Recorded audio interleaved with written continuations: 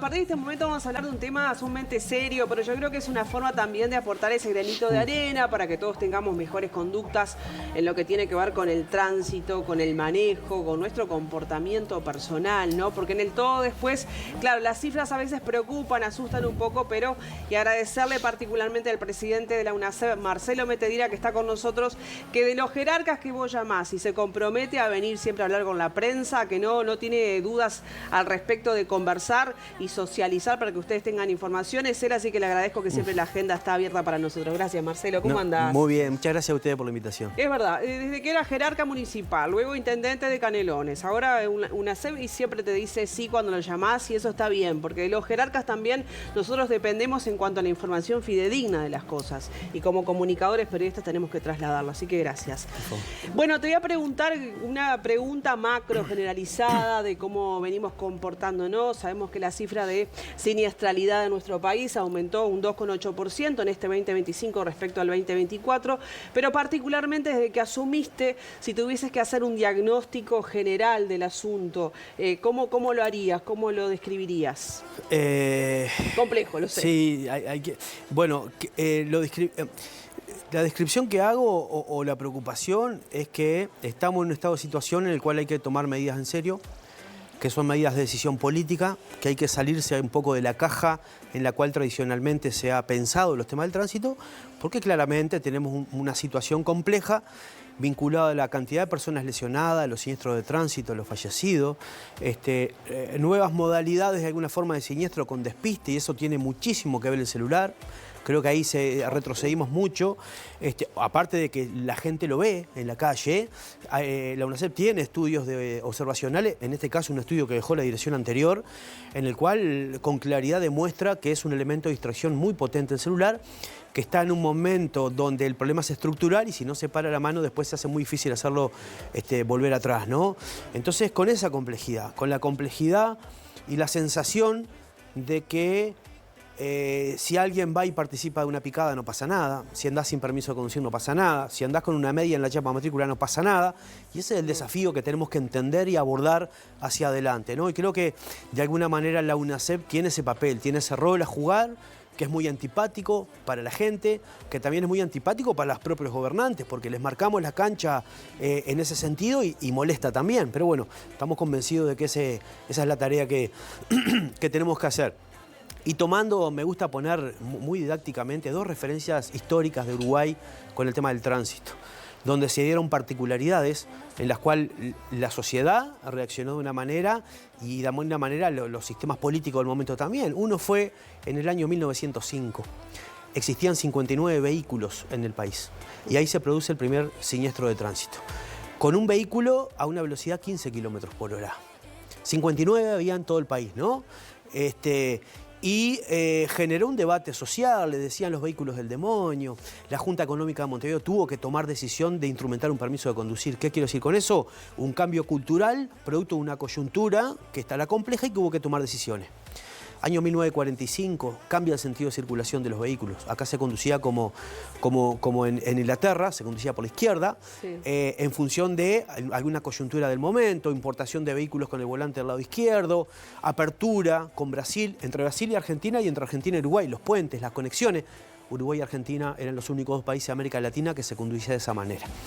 Y la gente se convocaba el 4 de septiembre a las 4 de la mañana a ver ese cambio. O sea, hay un problema puntual que se aborda desde lo político y desde lo social. Y hoy, lamentablemente, ese momento histórico, desde nuestra opinión, es la cantidad de fallecidos en el tránsito. Ahora, fallecidos en el tránsito vemos todos los días, permanentemente, seguramente, ¿no? Pero el parque automotor en nuestro país ha aumentado de manera exponencial en los últimos años, tremendamente, todos lo vemos. Supongo que también debe haber dos trabajos. Uno administrativo, desde el punto de vista de códigos y un montón de papeles que se deberán manejar, y otro en la calle. Sí. Y hablamos de la fiscalización. ¿Pensás que es suficiente la fiscalización que hay por hoy? Porque, por ejemplo, uno en cualquier barrio está cansado de ver chapas sin matrícula, camiones cargados con verdura, fruta, torcidos y al costado sin matrícula, y por ahí el ciudadano común, después decir, como me paran a mí, que tengo todo, claramente. ¿verdad? Sí, sí. Y mirá ese que va ahí. Exacto. Por ejemplo, deliveries, que no es contra los deliveries, No, obviamente. está claro. ¿Tá? Sin luces, ni atrás, ni adelante. ¿El tema es falta de recursos humanos para controlar todo eso o medidas? A ver, no solo hay un mayor parque automotor, sino que además circulan más, ¿no? Tenés un 3,6% de aumento del parque automotor del 23 al 24 y un 6,4% de consumo de combustible. Eso quiere decir, hay más vehículos que se mueven más. Por lo tanto, hay más grado de exposición en los temas del tránsito. Nosotros de alguna manera, y planteamos el permiso de conducir por puntos, tiene uno de los objetivos cuidar a la gente que hace las cosas bien, porque se lo premia de alguna manera en una primera instancia con puntos. Ojalá esto se matrice en el país, podamos pensar una política distinta de premiación de alguna manera y se castiga a quien hace las cosas mal. También vale decir que el 77% de los conductores que conducen no cometen infracciones de tránsito. 77. Hay 1.426.000 permisos de conducir activos en el país, ¿no? Entonces, también muchas veces hacemos foco en la generalidad, y no justo, porque hay mucha gente que hace las cosas bien. Claro. Por lo tanto, también impone la necesidad de que tomemos las medidas para cuidar a esa gente, que en definitiva te ayuda en lo cotidiano. Entonces, fiscalización hay, no es suficiente y nunca va a alcanzar. Eso es así. Nosotros cuando planteamos 6 líneas estratégicas para este periodo, y miren que fiscalizan las intendencias, fiscaliza Caminera. Caminera anunció el ministro del Interior que va a aumentar en 100 recursos humanos, casi un 25% de su plantilla. Caminera, como lo vimos hace poco, que detuvo a una persona que era buscada a nivel internacional, está ocupándose también de la seguridad pública y no tanto de la seguridad vial. Entonces esos 100 recursos humanos van a ayudar muchísimo, van a cambiar un poco la imagen que hoy tenemos de que salimos a hacer ruta y no vemos a Caminera. En realidad está abocada a otras cosas.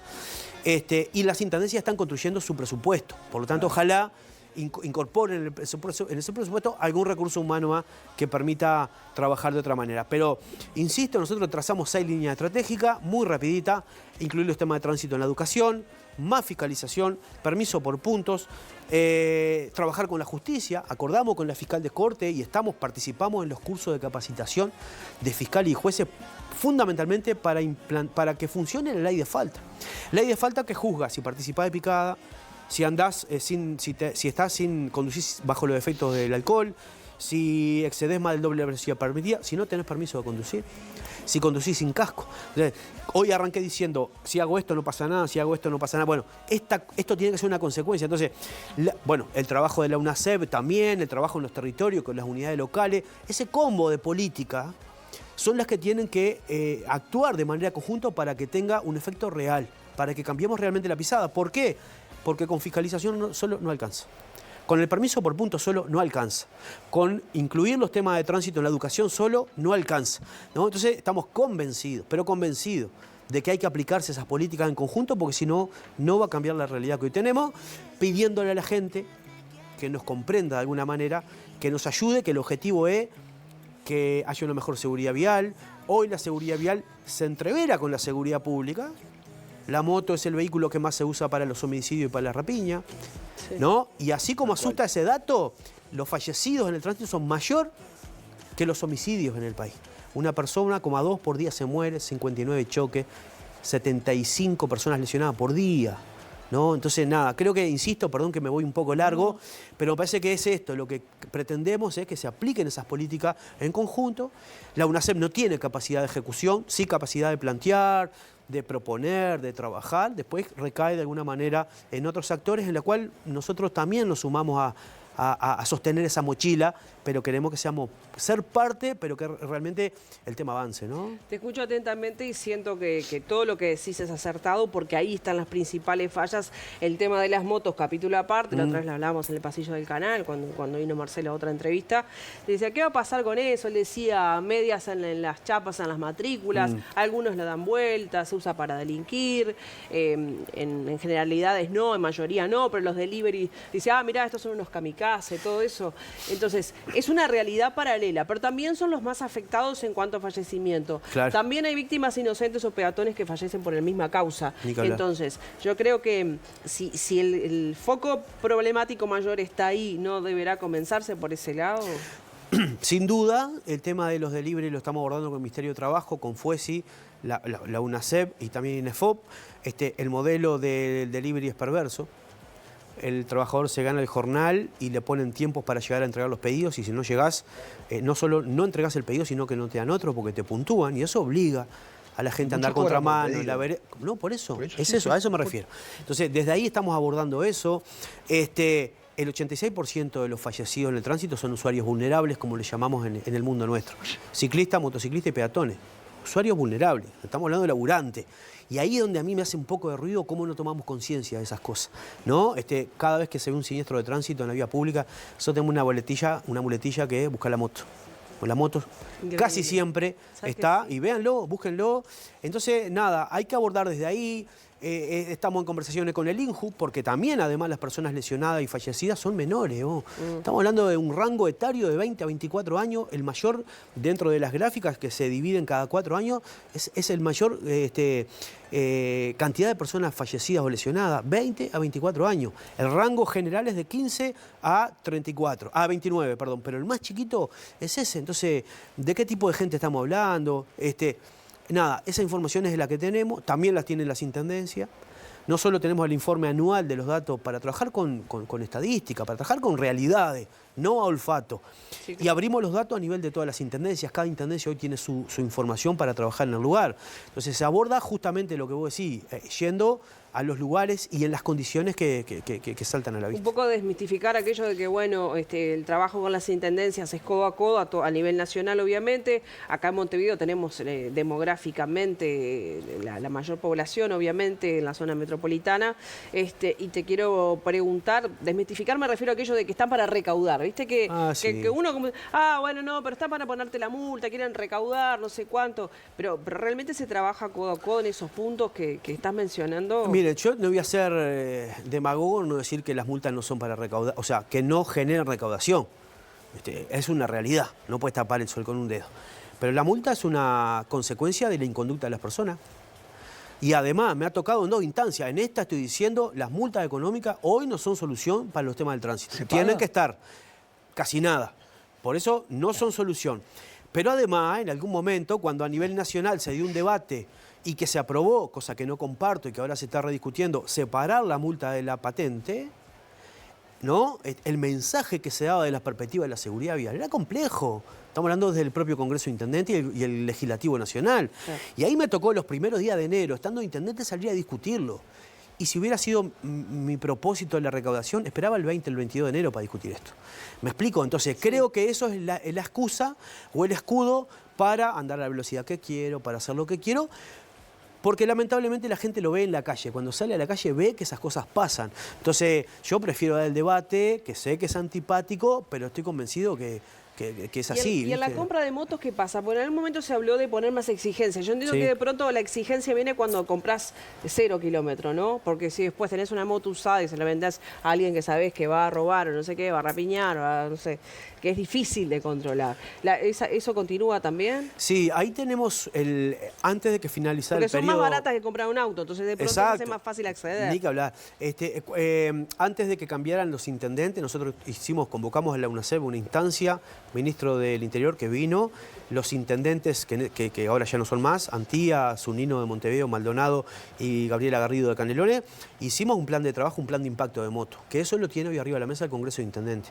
Una de las cosas es que la moto cuando se vende, la ley ya dice que se tiene que vender empadronada y con casco. Sin embargo, eso no pasa. Y, por ejemplo, lo voy a decir así para que la gente lo visualice, no quiero ser despectivo. Voy a un supermercado, tarjeta de crédito, 18 cuotas, me llevo la moto, factura, no importa si tengo casco, si tengo permiso, si empadrono, pero lo peor es que no identifico ese vehículo con una persona. Entonces, uno de los planteos que hay es que cuando se venda, se preempadrone por la web, que eso ya es un trámite, es un formulario web que está desarrollado ya. Y vincular a una persona con la moto, para que haya una responsabilidad, ¿no? Entonces, esas medidas son las que nosotros... Y está claro, quien va a delinquir va a ir con una moto robada o sin papeles, quien va a picar en general va a ser... Eso es así y va a seguir siendo así. Ahora, si yo tengo un universo de 200 personas que van a las picadas de manera desordenada, y esas 200 personas, 140 son laburantes, gente de bien, de esa que hay que cuidar, Bueno, ayúdennos, hagan las cosas como tienen que hacerlas, así podés atacar específicamente al núcleo duro. ¿Se entiende lo que digo? Entonces, nada, hay que reconocer la realidad, por eso es que estamos trabajando en esa situación para que si logramos esos esfuerzos en conjunto, se achica el margen de acción y vos podés trabajar de distinta manera. Marcelo, ¿y las exigencias que se dan para sacar la libreta de moto? Sí. ¿Son las mismas que se dan para sacarla de un auto? Sí, a ver, yo en esto también. En el año 2017 se creó el Permiso Único Nacional de Conducir. Bien. En noviembre del 2017 en Artigas se aprobó y se empezó a ejecutar. Y recuerden que antes de eso, habían 19 permisos de conducir en todo el país, uno por departamento. Si te sacaban el permiso de conducir, la libreta ibas a otro, si te agarraban, ibas a... Esa es una realidad. Sí, sí. Y a partir de ahí se fueron construyendo políticas, permiso único nacional de conducir, unificación, registro único de conductores, registro único de sancionados, certificado único antecedente. Se unificaron las multas a nivel nacional, 4.484 códigos de multas se resumieron en 218.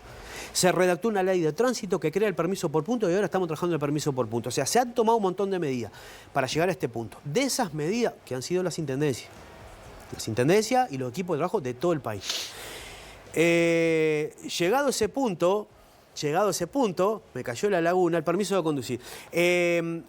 En ese proceso se unificaron los criterios para la toma del permiso de conducir. El teórico sale de manera informatizada, de manera aleatoria, y tú vas a cualquier departamento del país, pones tu cédula y salen todos tus antecedentes. Y el práctico pasa lo mismo. El práctico se estableció un protocolo que dice, tenés esta cantidad de maniobras que hacer. Cada intendencia define cuáles de todas esas. Y en la pista son 3 modelos distintos. Entonces, definís uno de los modelos, que el modelo E lo definiste, tenés que pintar calle, o sea, no es que voy cambiando. Y eso está protocolizado. Lo que se da, desde mi opinión, es que, y voy a hablar de Canelones para que nadie se sienta tocado, correcto. No es lo mismo sacar el permiso de conducir en Las Piedras que en Tala. No es lo mismo porque hay mucho menos tránsito, porque hay muchas menos señales, porque las interferencias son menores. Entonces, cualquier departamento que vaya, el entorno va a ser mucho más amigable y eso hace que te resulte mucho más fácil de alguna manera. No es lo mismo sacarlo en Montevideo que en otro departamento. Sí, sí. Yo creo que por ahí es donde está las diferencias. Si bien siempre hay cosas para ajustar, hay una base bastante ordenada. La libreta por puntos se va a instrumentar en el primer semestre de 2026, ¿no? Esa es la propuesta que tenemos. Nosotros el 1 de octubre ahora invitamos al Congreso de Intendentes a que se instale la comisión que tiene que terminar de definir algunas cosas, una comisión de seguimiento, desarrollo informático para el sistema, contenido del programa de recuperación de puntos y algunas cuestiones administrativas. Nosotros desde que asumimos ahora nos hemos puesto plazos y venimos cumpliendo con esos plazos, entonces ese plazo está un poco planteado por nosotros. Creemos que si nos ponemos a trabajar desde ahora, llegamos al primer semestre del año que viene. Estamos a la espera de que se conforme esa comisión para abordar los temas que faltan, pero ese es el objetivo. Ahora, la duda que mucha gente tiene, porque es permanente, tiene que ser permanente la información como vos muy bien la das, y cosa que te agradecemos mucho, pero también siempre hay dudas, ¿no? ¿La multa es al auto? ¿La multa es al conductor? Le presto el auto Rosario. Sí, y eso se lo lleva. Sí, ¿no? bueno, por eso hoy hablaba de que es un cambio cultural, que hay que entenderlo y pensarlo desde otro lugar. Nosotros estamos hablando con las cámaras empresariales, con los trabajadores. Salimos, bueno, ahora la semana que viene está la Semana Nacional de Seguridad Vial, vamos a estar en La Valleja, vamos a estar en Rivera, vamos a estar en Canelones. En cada lugar que vamos hablamos del tema, mucha información, mucha información. Y hay que planteárselo desde ahí. Bueno, pero hasta ahora se hacía así, bueno, pero necesitamos cambiarlo. Entonces yo creo que eso es uno de los cambios más fuertes. La identificación es con el conductor y no con el vehículo. El vehículo no comete las infracciones de tránsito. Bien. Y como tenés un montón de fiscalización electrónica, ahora vas a tenerlo en los puntos, se hace necesario identificar a la persona. Entonces tenemos estas cosas que les decía, que tenemos que terminar de cerrar con el Congreso de Intendentes, tiene que ver con esta transformación que hay que hacer. No me cabe ninguna duda, porque aparte hay ya temas arriba de la mesa, todas las personas van a tener la posibilidad, desde mi opinión, de hacer los trámites administrativos correspondientes para que Nelson diga que fue Rosario la que cometió la infracción de tránsito y sea Rosario la responsable de ello. Se van a dar un montón de casuística, como pasa en otros países, que se nos van a escapar alguna cosa y que va a estar la vieja criolla. ¿Ustedes tienen alguna duda? No tengan ninguna duda, va a pasar. Claro. Va a pasar, pero lo que tenemos que acotar el margen de maniobra, que hoy está totalmente liberado. ¿Me explico? Sí. Entonces digo, porque siempre te va a decir, pero aquel que... Sí, va a pasar. Está en nosotros tratar de minimizar lo más posible esa situación, como les decía, garantizando a la gente que va a tener siempre partiendo de la base que cometió una infracción de tránsito y que se tiene que hacer cargo. No es que está en la casa tomando mate y te pedimos que vengas hasta la Intendencia. Desde ahí, desde esa concepción, toda la herramienta informática que permitan que se le haga fácil a la gente y que el sistema pueda funcionar. Totalmente. En un ratito volvemos al tema de la libreta de puntos si nos queda tiempo, pero te quiero preguntar porque es verdad, hablaba Nelson hace un rato del parque automotor, que en aumento permanente, se han previsto desde la Intendencia de Montevideo particularmente proyectos de obras para mejorar la movilidad en la ciudad y demás, pero te quiero preguntar del estado de los vehículos en particular y en general, porque antes estaba el famoso Computest que sigue vigente, vos me dirás, Sí. y se controla en todos lados eso, hay autos que no tienen luces, que está mal de frenos, pero están circulando. Si el tema es antipático, tú me estás empujando de la cornisa para adelante, de una manera... Y es la idea. Es la idea. Vamos arriba. No, Nosotros te yo creo que... bancamos a No, morir. yo creo que las cosas se construyen con procesos. Y el país tiene que estar preparado para tener algunos cambios. Si estamos desde hace meses hablando del permiso por punto, vino la gente de España, es porque estamos preparando de alguna manera a la gente a ese cambio. Y no me cabe ninguna duda, en la secuencia que hoy les comentaba de los procesos que hicimos, entiendo yo, se ordenó a nivel nacional lo burocrático administrativo, se ordenaron las infracciones de tránsito, se está ordenando la relación del vehículo y la persona, con algunas herramientas jurídicas que ya hay y otras que el Congreso Intendente ya resolvió, como el caso de poseedor, yo poseo un vehículo y está a nombre de no sé quién.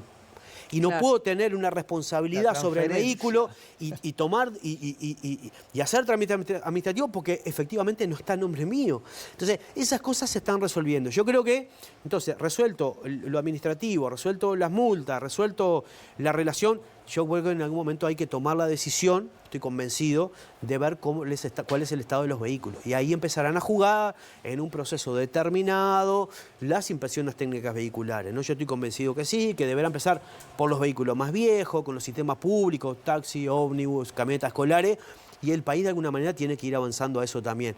Pero insisto, si vos me decís, para mí me parece que es un objetivo que no sé cuánto tiempo puede llevar, 1, 2, 3 periodos, no importa, pero hay que construirlo y hay que cuidarlo. De hecho, tenés un parque automotor bastante avejentado en realidad. Sí. Y bueno, creo que son de esas decisiones. Y a mí en lo personal se me complica un poco la cabeza con algunas cuestiones. A ver. Así como hay gente que no accede a la vivienda o que a veces no accede al trabajo, hay gente que está por fuera del sistema también en el tránsito.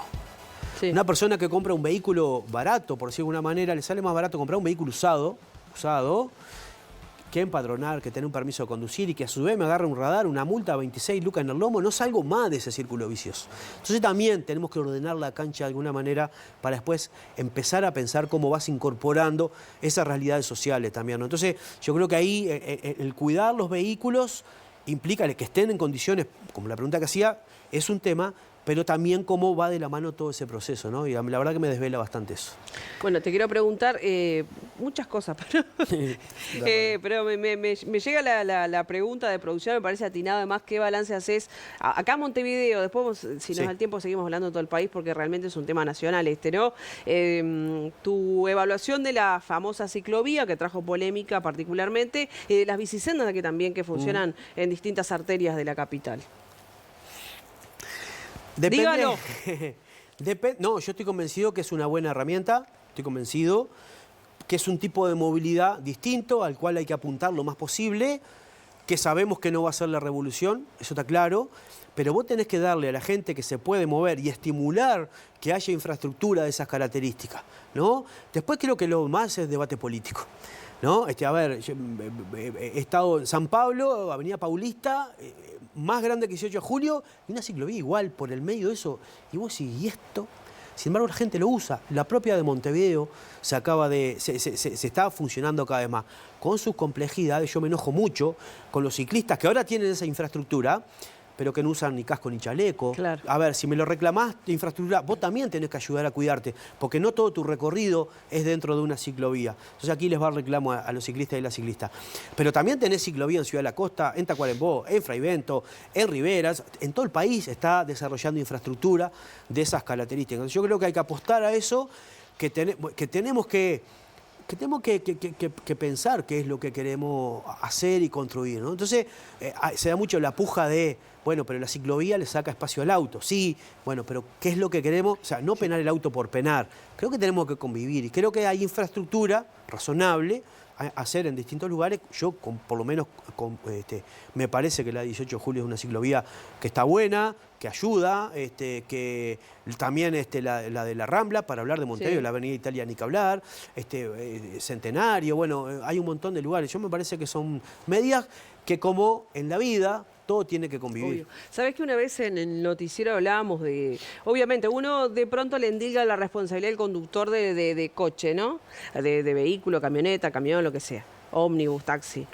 Pero en realidad también los peatones tenemos responsabilidad, yo digo porque no manejo particularmente, y los ciclistas, por ejemplo, también, los motociclistas también. ¿Se regula también eso? ¿Se apunta para ese lado? Porque le voy a hablar mal y pronto. Se da palo al que conduce un vehículo tras el volante. ¿Y qué pasa con los que cruzamos a mitad de calle, por ejemplo? Bueno. Quiero ser justiciera de la situación. Bien, ahí, primero, las leyes de tránsito también son para los peatones, ¿no? El peatón tiene preferencia de claro, pero cruce como no te en una pone esquina. multas es cualquier Está bien, macana, pero si te levanta un auto para arriba no tenés cobertura jurídica y no hay derecho al pataleo. No hay chance. Total. Hoy, ese es uno de los casos. Perdón la expresión. No, está bien. En septiembre del 2019 se aprobó la última ley de tránsito que durante todo el periodo pasado no se reglamentó. El capítulo 2 son los usuarios vulnerables, ciclista y motociclista, y ahí habla de hacer sujeto de derecho a esos usuarios vulnerables, es darle un marco jurídico de protección mayor, pero también de obligaciones. Por ejemplo, ya nombra algo el Reglamento Nacional de Circulación Vial, pero la ley esta última lo marca a fuego. Si vos venís conduciendo una bicicleta en 18 de julio y no vas por adentro de la ciclovía y tenés un siniestro, no tenés cobertura jurídica, porque estás obligado a que en los lugares donde hay infraestructura tenés que circular por ahí. Está obligado a usar casco, está obligado a usar chaleco.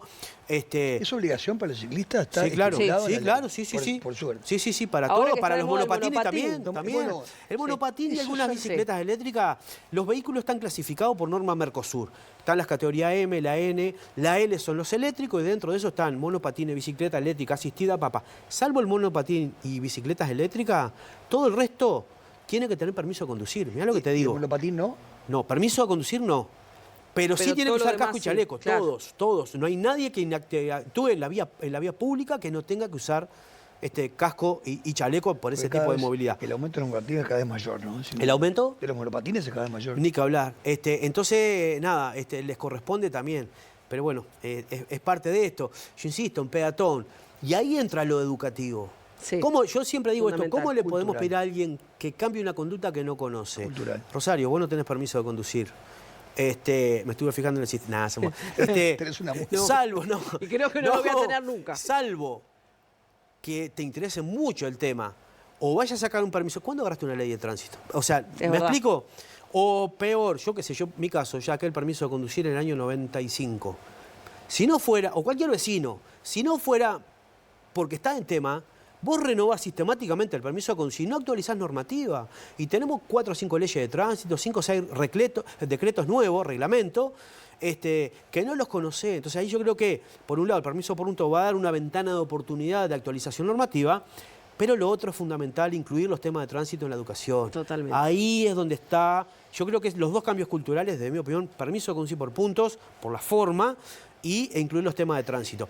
En la educación, que es para que vos como persona, la educación es una herramienta para afrontar las dificultades de la vida, también en el tránsito. Entonces, no me interesa que sea para sacar un permiso de conducir, aunque si logramos eso, acordaremos con el Congreso que exonere al gurí o la gurisa que haya aprobado la materia, que es curricular, de la accionación del teórico.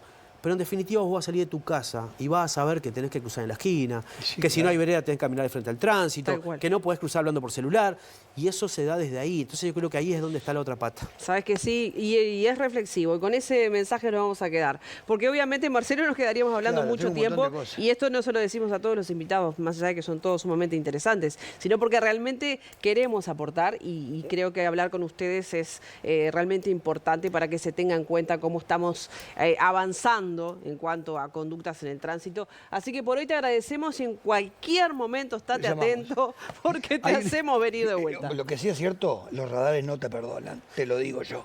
No, pero no son la solución final. No. Déjenme agradecerle, déjenme decirle Por favor. que siempre decimos esto. La realidad de Uruguay es que hoy va a fallecer seguro una persona. Seguro. Lamentablemente. 59 choques o siniestro de tránsito, 75 personas lesionadas, de las cuales 10 quedan con lesiones permanentes, graves, perdón. Y mañana también, y pasado también, y pasado también. Y lo otro, que, como lo dijimos en la presentación del permiso por punto, la gente tiene que cambiar la cabeza. Pero también los que gobernamos tenemos que cambiar la cabeza para transformar esto. Así que muchas gracias. Marcelo, gracias a vos por la Gracias, charla y por la información, obviamente.